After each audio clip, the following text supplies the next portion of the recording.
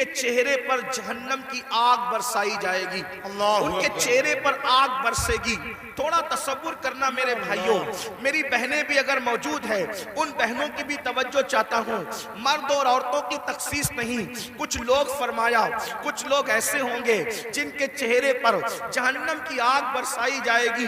आप जरा तसव्वुर करें, जहन्नम की आग, वो भी जहन्नम की आग क्या, अल्लाह के रसूल अलैहिस्सलातु व तस्लीम फरमाते हैं दुनिया की आग से 70 दर्जा ज्यादा, दुनिया की आग से 70 दर्जा ज्यादा तेज तर्रार जहन्नम की आग है। अल्लाह अकबर। और वो इंसानों के चेहरों पे बरसाई जाएगी। एक मर्तबा कभी बाइक पर आप तेज बारिश में बाइक चलाकर देखना, हेलमेट अगर आपके चेहरे पे न हो तो आप तेज बारिश में बाइक चला के देखना, आपको हैरत होगी मेरे भाइयों। ये मेरा खुद का तजुर्बा है कि अगर बारिश तेज हो रही हो और हम बाइक चला रहे हो और बारिश के तेज कतरे हमारे मुंह पे पड़ते हैं तो हमसे बर्दाश्त नहीं होता। मुसलमानों जरा सोचो, जब पानी के ठंडे ठंडे कतरे हमारे चेहरे पर पड़ते हैं तो हम बाइक रोक देते हैं। अल्लाह अकबर। जरा सोचो तो सही, ये कोई कहानी नहीं, किस्सा नहीं, ये सच्चे नबी का सच्चा फरमान। जरा तसव्वुर तो करो मेरे भाइयों, जरा तसव्वुर तो करो मेरी बहनों। जो कौम अपने चेहरे पर पानी के ठंडे ठंडे सुकून देने वाले कतरों की चोट बर्दाश्त न कर सके, जब उस चेहरे पर जहन्नम की आग बरसेगी, उस वक्त उन चेहरों का हाल क्या होगा, उस वक्त उन चेहरों की कैफियत क्या होगी। अल्लाह अकबर। अंदाजा फरमाए, सहाबे किराम ने पूछा, या रसूल अल्लाह, जिनके चेहरों पर जहन्नम की आग की बरसात होगी, उनका कसूर क्या होगा, उनका जुर्म क्या होगा। मेरे आका ने फरमाया, हदीस पाक का मफहूम है, वो सबकी बात मानते होंगे लेकिन अल्लाह रसूल की बात नहीं मानते होंगे। अब जरा इस कठेरे में अपने आप को खड़े करके सोचो, क्या हम वो लोग नहीं हैं जो सबकी मानते हैं लेकिन अल्लाह रसूल की बात नहीं मानते। मुसलमानों, अगर हम अल्लाह उसके रसूल की बात मान रहे होते तो आज मस्जिदें वीरान न होती। अगर हम अल्लाह रसूल की बात मान रहे होते तो नौजवान लड़कों का लड़कियों के साथ नाजायज ताल्लुकात का चक्कर न होता। बड़ी माजरत के साथ हमें ये बात करने में अच्छा भी नहीं लगता, लेकिन मजबूर है, करें क्या। हालात कितने बिगड़ चुके हैं।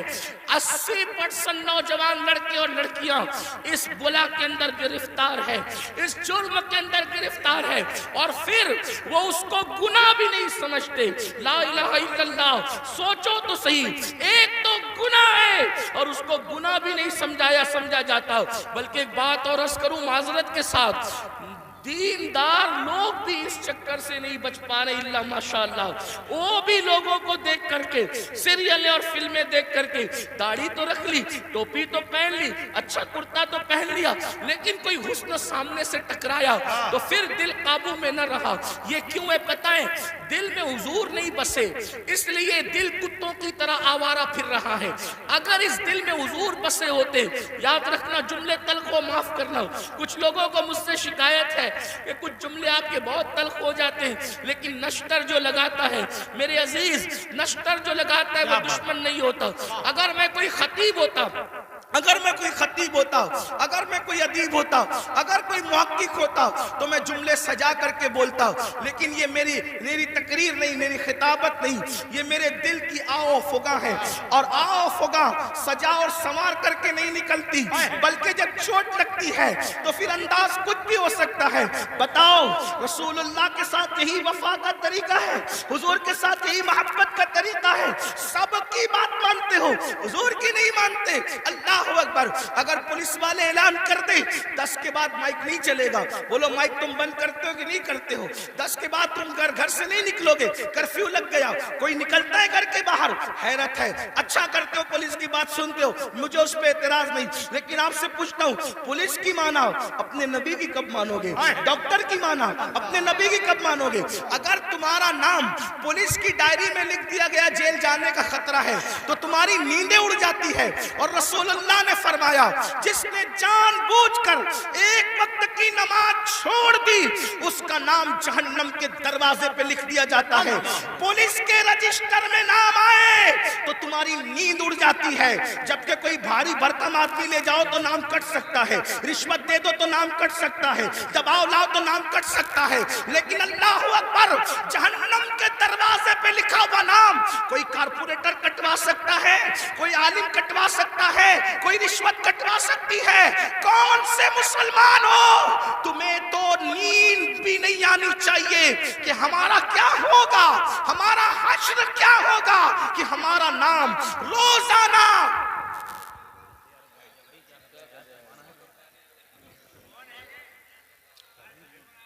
कोई बात नहीं, कोई बात नहीं, रोजाना एक दिन में 5 मर्तबा, एक दिन में 5 मर्तबा हमारा नाम जहन्नम के दरवाजे पे लिखा जा रहा है। हमारे बेटों का नाम जहन्नम के दरवाजे पे लिखा जा रहा है, हमारी बेटियों का नाम जहन्नम के दरवाजे पे लिखा जा रहा है। नींद कैसे आती है आराम की, नींद कैसे आती है? हंसता है मुसलमान, ये मौलाना लोग का तो काम ही है। मौलाना का क्या काम है? मौलाना की जिम्मेदारी है क्या बात हजरत, हक पेश करे, वाह, सच्चाई पेश करे।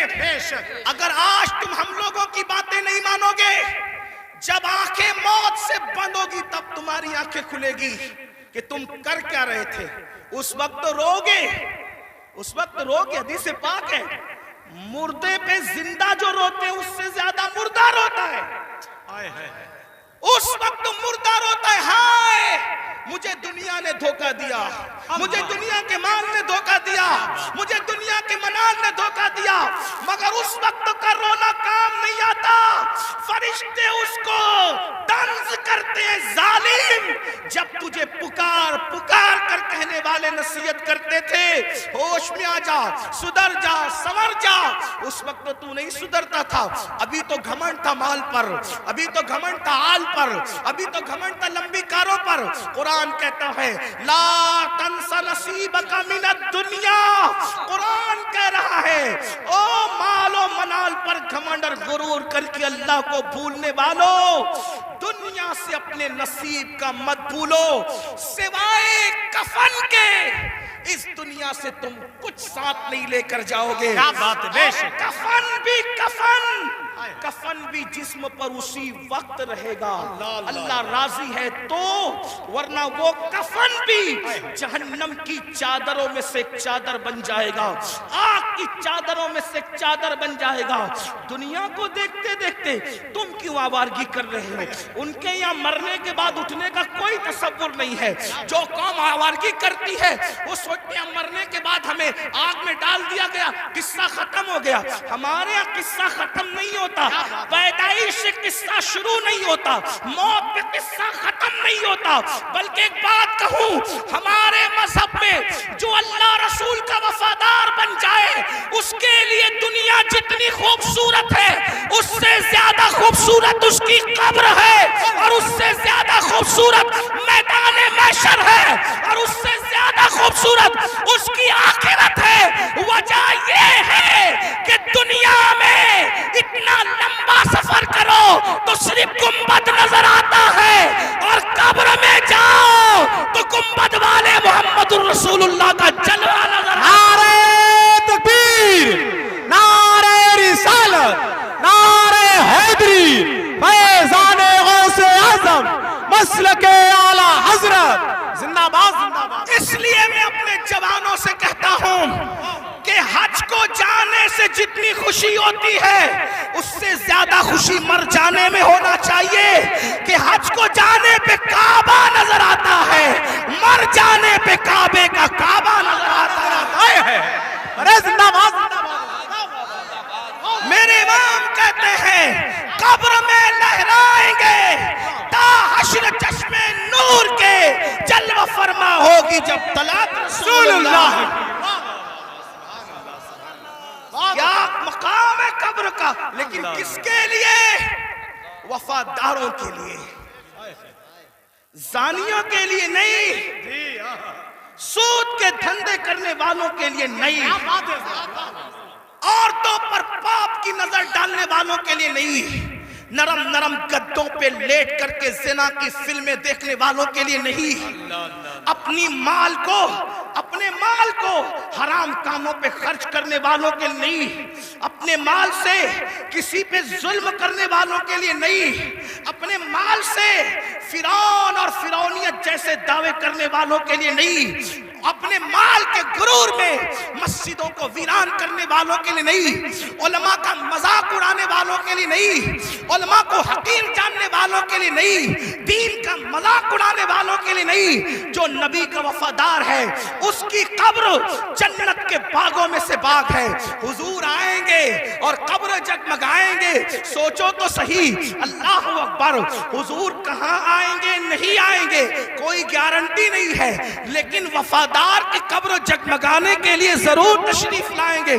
कितनी खूबसूरत है मोमिन की मौत। मेरे इमाम कहते हैं जान तो जाते ही जाएगी कयामत, ये है अब यहाँ मरने पे ठहरा है नजारा तेरा। तो अर्ज ये कर रहा था, उनके चेहरों पर आग की बरसात होगी जो आज सबकी सुनते थे, अल्लाह रसूल की नहीं सुनते थे। बताओ मस्जिदें आबाद करने का हुक्म किसका है? अल्लाह उसके रसूल का हुक्म है। सूद से हराम से बचने का हुक्म किसका है? अल्लाह रसूल का है। आज सूद कितनी तेजी से बढ़ रहा है, ब्याज कितनी तेजी से मुसलमानों में बढ़ रहा है। बड़ी माजरत के साथ, इतना ले लो इतना भरते रहो, इतना ले लो इतना हफ्ते देते रहो। मुसलमानों याद रखना, माल ही सब कुछ है, दौलत ही सब कुछ है। सोचो तो सही, हलाल कमाने वाले दुनिया से गए, साथ में क्या लेकर गए? अब्दुर्रहमान इब्न औफ, सैयदना अब्दुर्रहमान इब्न औफ सहाबी रसूल है और कोई मामूली सहाबी नहीं, अशरे मुबश्शरा में से है। और वो सहाबी है जिनके पीछे खड़े होकर रसूलुल्लाह ने नमाज अदा फरमाई। चंद खुशनसीब असहाब वो हैं, चंद खुशनसीब असहाब वो हैं जिनको ये शरफ हासिल है कि वो नमाज पढ़ा रहे थे तो उनकी इमामत की ताईद में हुजूर उनके पीछे खड़े हो गए हैं। वो उनमें से एक अब्दुर्रहमान इब्न औफ है। सोचो तो सही, गौर तो करें, ऐसे साहबी बहुत मालदार, उनके घर का सोना फावड़े से खोद कर तकसीम किया गया, इतने मालदार थे अब्दुर्रहमान इब्न औफ। हलाल कमाया ना, अब्दुर्रहमान इब्न औफ क्या ले गए? हलाल कमा कर भी क्या ले गए? सोचो, इतने बड़े साहबी हलाल कमा के क्या ले गए? ले गए कोई दुनिया का माल। तो जो हलाल कमाए वो साथ नहीं ले जाता, तो जो तुम हराम कमा रहे हो क्या साथ ले जाओगे? और सोचते हो कि हराम से अपने बच्चों को जो पाल रहे हो, ये हराम खाने वाले तुम्हारे बच्चे जिनका गोश्त तो हराम से बन रहा है, खून हराम से बन रहा है, ये तुम्हारे वफादार रहेंगे? बताओ, औलाद गद्दार क्यों होती है? आज बड़ी से बड़ी स्कूल में पढ़ा रहे हो फिर भी औलाद गद्दार है। बड़े बड़े शहरों में बड़े बड़े कॉलेजेस में भेजते हो फिर भी औलाद गद्दार है। क्यों? इसलिए कि तालीम तो अच्छी है, लेकिन जो हराम का खून और हराम का गोश्त है वो वफादार बनने नहीं देता किसी को। पहले इतनी बड़ी बड़ी स्कूलें नहीं थी, इतने बड़े बड़े कॉलेजेस नहीं थे, लेकिन औलाद माँ बाप की वफादार होती थी। जी बेशक। मुल्क मिल्लत की वफादार होती थी। भाई औलाद की वफादारी ग़िज़ा की बुनियाद पे होती है, कॉलेजेस और इमारतों की बुनियाद पे नहीं होती। कॉलेजेस और इमारतों की बुनियाद पे नहीं होती। एक वाक़या सुने, बहनें भी मौजूद है, उनकी तवज्जो चाहता हूँ। आपने सुन रखा होगा हजरत टीपू सुल्तान जी, बड़ा मशहूर नाम है हिंदुस्तान में, यही तो अपनी पहचान है। हम जैसे बहादुर, हमारे जैसा कोई बहादुर नहीं है। वजह, जिनकी अक्लों पे पत्थर, जिनके मजहब में पत्थर, जिनके अकीदे में पत्थर, वो क्या बहादुर हो सकते हैं? बहादुर तो वो कौम है जिसके पास कुरान है, जिसके पास जिंदा रहमान का अकीदा, जिसके पास, अरे हमें हमसे ज्यादा बहादुर भी कोई हुआ है? हमारा नबी इतना ताकतवर है कि जमीन पे खड़े रहकर इशारा करें तो चांद टुकड़े हो जाए। बड़े से बड़ा बहादुर कागज को इशारे से टुकड़े नहीं कर सका। इशारे से तो कागज भी टुकड़े नहीं होता। अपने नबी की ताकत का अंदाजा लगाओ, उनके इशारे से चांद टुकड़े हो गया।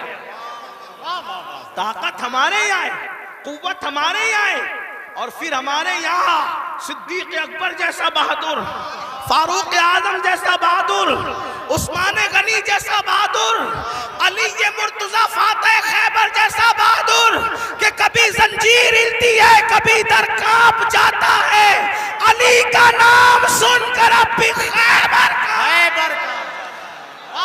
सुभान अल्लाह, जिंदाबाद। सलाउद्दीन अय्यूबी जैसा बहादुर हमारे अंदर है, तारिक बिन जियाद जैसा बहादुर हमारे अंदर है, नूरुद्दीन जंगी जैसा बहादुर हमारे अंदर है। ये बहादुरों की एक फेरिस्त है हमारे पास। तो टीपू सुल्तान भी बड़ा बहादुर, जब तक सुल्तान जिंदा थे अंग्रेजों की हिम्मत नहीं हुई कि कह सके कि भारत हिंदुस्तान हमारा है। जब सुल्तान की शहादत हुई तब उनको हिम्मत हुई कि आज से हिंदुस्तान हमारा है। आप क्या समझते हैं? ये बात भी बता दूं, बहादुरी कब आती है और बुज़दिली कब आती है? जी, इश्क रसूल इंसान को बहादुर करता है और गुनाह इंसान को बुज़दिल करता है। सच है ये। हाँ। जब तक मुसलमान आशिक रसूल थे, सच्चे बहादुर थे, जब से गुनाह करने लगे बुज़दिल हुए। अब साए से भी डरते हैं, छिपकली से भी डरते हैं, कुत्तों से भी डरते हैं। इसीलिए तो कुत्ते तुम्हें डरा रहे हैं। क्या इशारा है। जब तक तुम कुत्तों से नहीं डरते थे, बहादुर थे, कुत्तों में हिम्मत नहीं थी तुम्हें डराने की। जब से तुम गुनाह करके बुज़दिल हुए, छोड़ दो रात में गंदी फिल्में देखना, बिस्तर पे पाप की फिल्म देखने की बजाय मुसल्ले पे रो के देख, जैसे असहाबे कहफ के पीछे कुत्ता तुम हिला के चला था, अब भी कुत्ते तेरे पीछे तुम हिलाते हुए नहीं। नारे तकबीर, नारे रिसालत, नारे हैदरी, मसलके आला हजरत। मुरादाबाद वालों, हिंदुस्तान में रहने वाले कुत्ते बहादुर नहीं हुए, तुम बुज़दिल हो गए। बुज़दिली से निकलो, कुत्ता फिर कुत्ता है। मैं किसी को नहीं कह रहा हूं, मैं तो कुत्तों पे बात कर रहा हूं। उम्मीद है कि मुरादाबाद के कुत्ते अगर पास में बैठ के सुन रहे हैं तो उनको बुरा नहीं लगना चाहिए।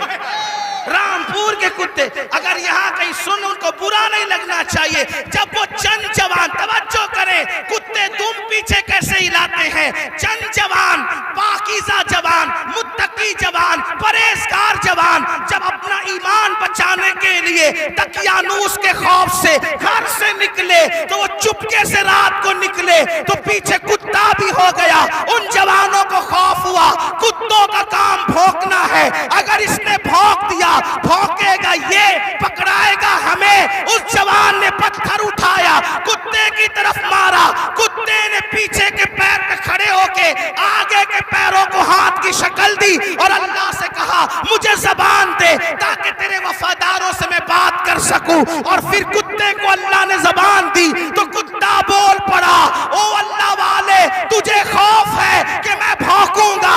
हम कुत्ते हैं मगर पता है किस पर भौंकना चाहिए, किस पर नहीं। अरे भाई जिंदाबाद। नारे तकबीर, नारे रिसालत, नारे हैदरी, फैज़ाने गौसे आज़म, मसलके आला हजरत। वाह। और ये बात मैं किसी को तंज नहीं कर रहा हूं, हमारे कुरान में लिखा है। और फिर वो कुत्ता वफादार बन के धूम मिला के पीछे पीछे चला, लेकिन कुत्ता था, कुत्तों की बिरादरी का था, मगर मुसलमान का वफादार क्या हुआ, खुदा ने उसके लिए भी जन्नत का ऐलान कर। पता चला तू कितना कीमती है मुसलमान। तू अल्लाह का वफादार बन, कुत्ते तेरे वफादार। यानी अगर तू गुनाह छोड़ दे, कुत्ते तुझ पे भौंकेंगे भी नहीं। क्या बात है? कुत्ते नहीं भौंकेंगे तुझ पे अगर तू सारा मसला गुनाह का है। हंसने की बात नहीं, गुनाह छोड़ो, फिर देखो जमीन तुम्हारी फरमा बरदार होगी। बात दूर निकल गई, अर्ज कर रहा था, एक ऐसा वफादार था मुल्क मिल्लत का, जिसे फख्र है मुल्क को मिल्लत को, उसको दुनिया टीपू फतेह अली कहती है, जिसे हम टीपू सुल्तान कहते हैं। बड़ा बहादुर था, जब तक के वो रहा हिम्मत न थी बुज़दिलों की कह सके कि हमारा है हिंदुस्तान। उसे शहीद कर दिया गया। उसके बाद कहा हमारा है हिंदुस्तान। तो एक बात जो कहने चला था ये कि हलाल से वफा पैदा होती है, माँ बाप की, हराम से नहीं। मैंने सुन ले, अल्लाह अकबर। अंग्रेजों ने टीपू फतेह अली सुल्तान से कहा डील करनी है, किसी मोतमद को भेजो, बात करेंगे। सुल्तान को लगा मेरे भाई से बढ़कर मेरा मोतमद कौन हो सकता है। सुल्तान ने अपने छोटे भाई को भेजा, जाओ अंग्रेजों से बात करके आओ, अंग्रेजों से गुफ्तगू करके आओ, मामला तय करके आओ। बहनों की खास तवज्जो, अल्लाह अकबर। छोटा भाई गया, जाने के बाद देर हो गई तो करीबी नदीमों ने, करीबी दोस्तों ने सुल्तान के कान में कुछ बात कही। सुल्तान खड़े हुए, गुस्से में आए, हालत गुस्से में टहलने लगे। और देर हुई, टहलते टहलते माँ के कमरे में जा घुसे। माँ ने कहा मेरे लाल कोई परेशानी है। माँ से कहा माँ तुम्हारे बेटे ने मेरी नाक को खाक में मिला दिया। माँ तुम्हारे बेटे ने मेरी नाक को खाक में मिला दिया। मेरे दोस्त कहते हैं मोतमद समझकर भाई को डील के लिए भेजा था, बात करने के लिए भेजा था, लेकिन वो अंग्रेजों से हाथ मिला गया। माँ बैठी थी, खड़ी हो गई। माँ होती है, माँ होती है। मैं कौम की इन बेटियों से कहना चाहता हूँ, अल्लाह अकबर। औरतें लाल किला नहीं बना सकती, लेकिन लाल किला बनाने वाला सपूत किसी औरत का ही परवरदा हुआ करता है। औरतें फातेह बद्र हुनैन नहीं हो सकती, लेकिन फातेह बद्र हुनैन किसी औरत ही का तैयार करता होता है। अल्लाह अकबर। औरत फातेह खैबर नहीं होती, लेकिन फातेह खैबर को जन्म देने वाली कोई औरत ही हुआ करती है। तो औरत ने बड़े बड़े इनकलाबियों को पैदा किया।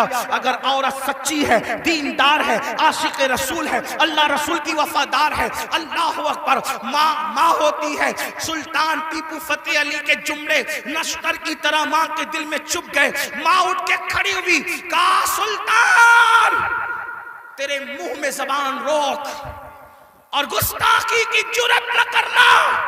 तूने कह कैसे दिया कि मेरा बेटा मुल्क मिल्लत का गद्दार है। सुन ले, ना तू गद्दार हो सकता है, ना वो गद्दार हो सकता है। ताखीर किसी वजह से हो रही होगी, मेरे दूध की वफा पर सवालिया निशान खड़ा मत कर। मेरा कोई बेटा मुल्क मिल्लत का गद्दार नहीं हो सकता। थोड़ी देर गुजरी थी कि भाई आया और बहुत खुशखबरी लेकर आया। सुल्तान जब सारे मामलात निपट गए तो माँ के कदम पकड़कर माफी के तलबगार होने के बाद कहा अम्मी मैं जैसा मर्द मुतजलजल हो गया बहादुर, तुम्हें इतना यकीन कैसे था माँ कि तेरा बेटा गद्दार नहीं हो सकता, वफादार होगा। तब माँ ने कहा था बेटा मुझे अपने आप पर नहीं रसूलुल्लाह की निस्बत पर यकीन है। जब मैंने तुझे और तेरे भाई को दूध पिलाया तो कभी बगैर वुजू दूध नहीं पिलाया। हमेशा मैंने बावुजू मदीने के ताजदार पर दुरूद पढ़ते हुए दूध पिलाया है। ये वुजू और दुरूद की बरकत है कि मेरी कोई औलाद मुल्क मिल्लत की कभी गद्दार नहीं हो सकती। सूद का पैसा कमाकर बच्चों को हराम खिलाकर चाहते हो तुम्हारा बेटा फतेह अली बने? याद रखना, ये बहनें हैं, सीरियल देखते हुए बच्चे को दूध पिलाएगी, ज़िना के मनाजिर देखते हुए दूध पिलाएगी, गंदे गाने सुनते हुए दूध पिलाएगी। इनकी गोद में सलाहुद्दीन जो भी पैदा होगा हरगिज नहीं। डाकू, लुटेरे, बेगैरत, बेहया, जितनी गंदगी के टाइटल है तुम्हारी कोख से जन्म लेंगे। क्यों? इसलिए कि तुम्हारी गोद में मरियम का तकद्दुस नहीं, तुम्हारी गोद में सैयदा फातिमतुज़ ज़हरा की हया नहीं, तुम्हारी गोद में आयशा सिद्दीका की पाकीज़गी नहीं। कितनी गंदगी करोगे? कम से कम मुसलमान होने का तो ख्याल करो।